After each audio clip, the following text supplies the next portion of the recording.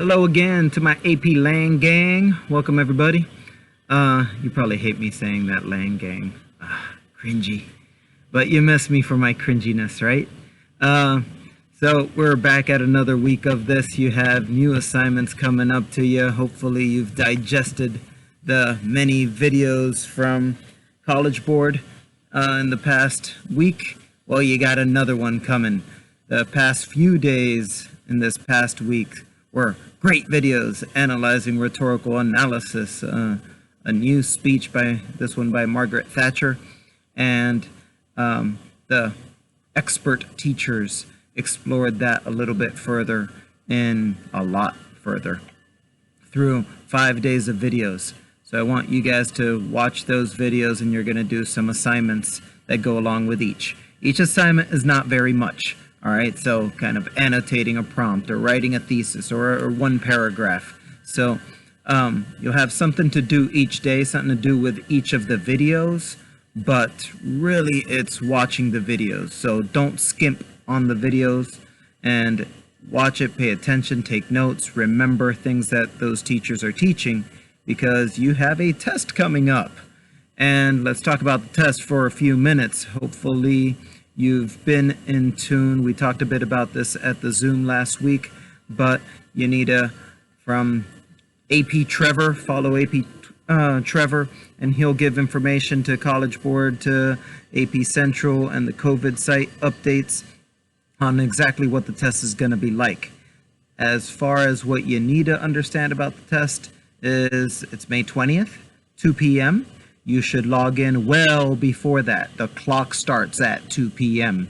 So those 45 minutes start at that moment. So you need to be logged in well before that, waiting for the time to start. So think about a 1:30 start time for AP testing or any of the tests that you're going to be taking online. And then having the resources available around you.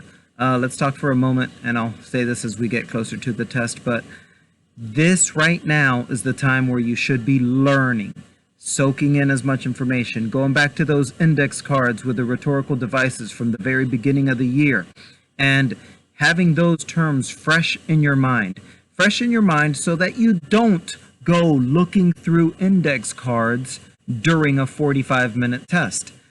What I'm going to advise is you do not have those at your fingertips during the testing time. It's only going to lead you to fumble through looking for definitions, and those definitions are not important. The rhetorical devices themselves are not that important. Okay? You're not going to be writing about rhetorical devices. You're going to be writing about a writer or a speaker and how they communicated. So thinking back to Space Cat or Soapstone, or knowing what those letters stand for, if you have those just as reminders and have it fresh in your mind, what thoughts should you be thinking as you're reading and writing and expressing, then it'll give you more time to focus on the text, focus on the evidence that you need to support the ideas that already occurred in here, because you are ready to think about those ideas because you've done studying in these weeks prior to the test. Right, so take your time to do studying, learn those rhetorical devices, but to the point that you can feel comfortable using them, not needing to define them. All right, that's some testing tips for my particular test.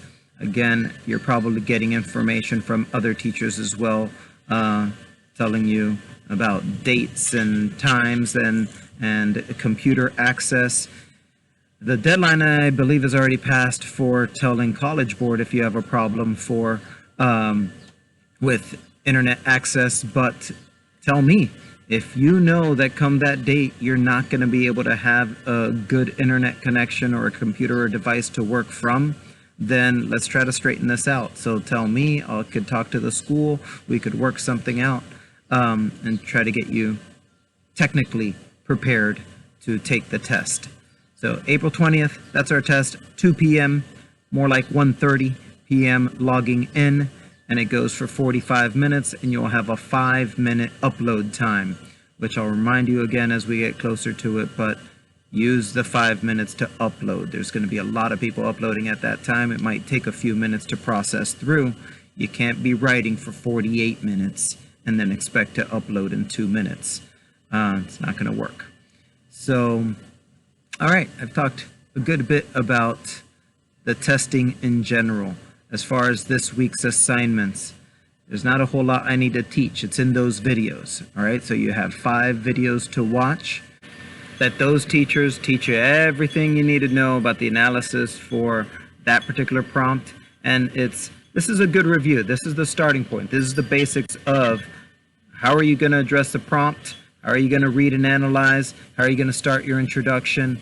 It doesn't go too much into the body paragraphs. We'll talk more in the coming weeks, days, about that support, the evidence to your commentary.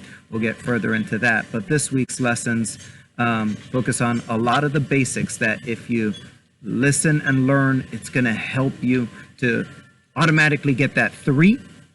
And then we are going to strive for above that and looking for a level 4, level 5.